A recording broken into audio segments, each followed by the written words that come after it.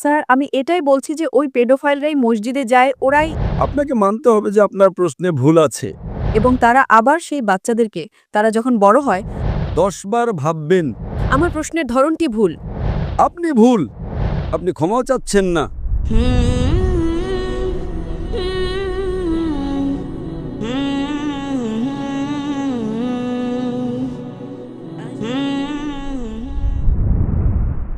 আসসালামু আলাইকুম sir.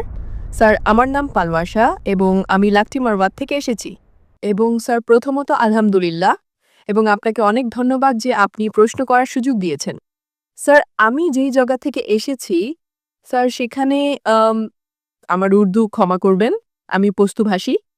Sir তো আমি যেখান থেকে এসেছি সেখানে স্যার পুরোপুরি ইসলামিক ধর্মীয় সমাজ ব্যবস্থা রয়েছে।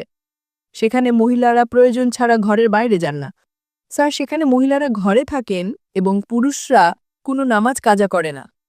এবং প্রতি বৃহস্পতিবার রাতে শবে জুমা তাবলিগি জামায়াত বা দাওয়াত ইলাল্লার পথে বের হওয়া মানুষদের বয়ান হয়। তো স্যার তারা সেখানে যায়।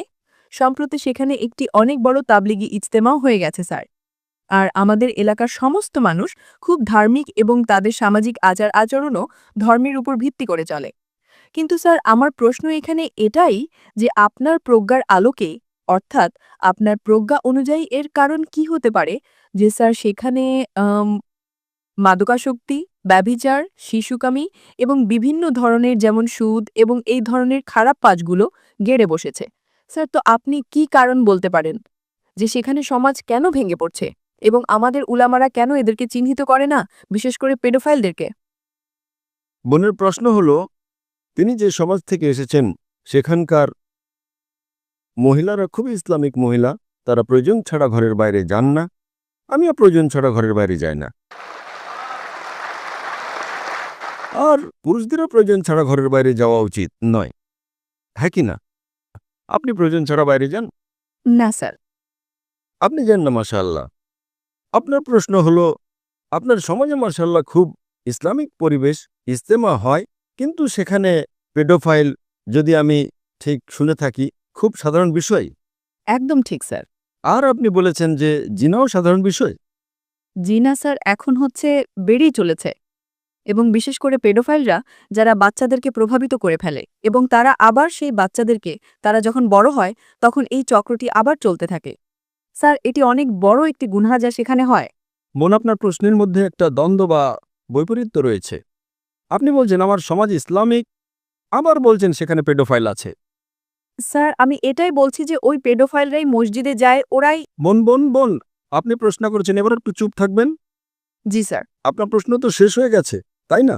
আমার উত্তর শুনতে চান কি না? জি স্যার। তাহলে আপনার প্রশ্ন শেষ। এবার আমার উত্তর শুনুন। আপনি যে প্রশ্ন করেছেন, আমার মতে এটা একটা স্ববিরোধিতা। আপনি বলেছেন আমার সমাজ খুবই ইসলামিক এবং আমার সমাজে পেডোফাইল আছে। দুটোর মধ্যে দ্বন্দ্ব রয়েছে। কোনো ইসলামিক পরিবেশে পেডোফাইল থাকতেই পারে না। হয় আপনার প্রথম অংশটি ভুল অথবা দ্বিতীয় অংশটি। এটা সম্ভবই নয়। খুবই ইসলামিক আবার চুরি করছে? সম্ভবই নয়। আপনাকে মানতে হবে যে আপনার প্রশ্নে ভুল আছে, প্রথম অংশে অথবা দ্বিতীয় অংশে, হ্যাঁ কি না? সহজ ব্যাপার। আমার সমাজ খুবই ইসলামিক, আবার পেডোফাইল আছে। পেডোফাইল মানে বাচ্চাদের সাথে জিনা করা। হতেই পারে না। কোন ইসলামিক কিতাবে এই কথা লেখা আছে? কোরআন মাজিদে লেখা আছে? কোন অধ্যায়ে কোন আয়াতে লেখা আছে যে পেডোফাইল হতে হবে? কোন হাদিসে লেখা নেই। আপনার এই কথাটি হয় প্রথম অংশটি ভুল অথবা দ্বিতীয় অংশটি ভুল। দুটো কথাই তো সঠিক হতে পারে না। এ কারণেই আপনার প্রশ্নে দ্বন্দ্ব রয়েছে। আপনার এটা বলা উচিত যে আমার সমাজ মনে করে যে তারা খুব ইসলামিক, তাহলে আমি মানতে পারি। এটা বলা যে ইসলামিক মহিলারা প্রয়োজন ছাড়া ঘরে বাইরে যান না, আরে পুরুষরা তো প্রয়োজন ছাড়া বাইরে বেরোচ্ছে, এটাই তো সমস্যা। কি প্রয়োজন? পেডোফিলিয়া। এ কারণে কখনো কারোর উপর অভিযোগ আনার আগে 10 বার ভাববেন। এই প্রশ্ন যদি আপনি আল্লাহর দরবারে করেন তাহলে তো আপনি ভেসে যাবেন আমার বোন। আপনার ক্ষমা চাওয়া উচিত, কারণ আপনার প্রশ্নটি ভুল। স্যার আমার এটাই প্রশ্ন যে সেখানে এই ধার্মিক লোকেরাই পেডোফাইল। মন মন, আপনাকে প্রথমে স্বীকার করতে হবে আমার কথা। যদি আপনি স্বীকার না করেন তাহলে আমার উত্তর এখানে শেষ। ঠিক আছে স্যার, আমার প্রশ্নের ধরনটি ভুল।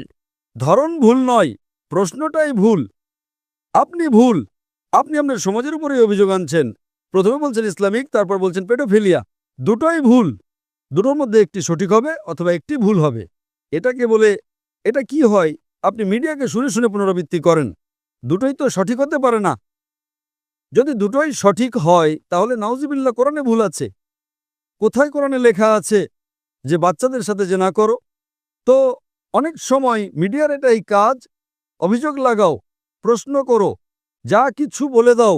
কোরআন মাজিদে সূরা হুজরাতে লেখা আছে, সূরা নাম্বার ৪৯ আয়াত নাম্বার ৬, যে যখনই কোনো তথ্য আসে তা পুনরাবৃত্তি করার আগে তুমি তা যাচাই তদন্ত করো। আপনি পুরো মজলিসে কথা বলছেন, হাজার হাজার মানুষের সমাবেশ, ২০,০০০ ২৫,০০০, আপনি বলছেন আমার সমাজ ইসলামিক, আবার বলছেন পেডোফিলিয়া, আর আপনি ইসলামের উপর অপবাদ দিচ্ছেন আমার বোন, এবং আপনি ক্ষমাও চাচ্ছেন না। এটাই হয়, ভুল বলার পরও ক্ষমা চাইতে প্রস্তুত নয়। আমরা কি পরবর্তী প্রশ্ন নিতে পারি?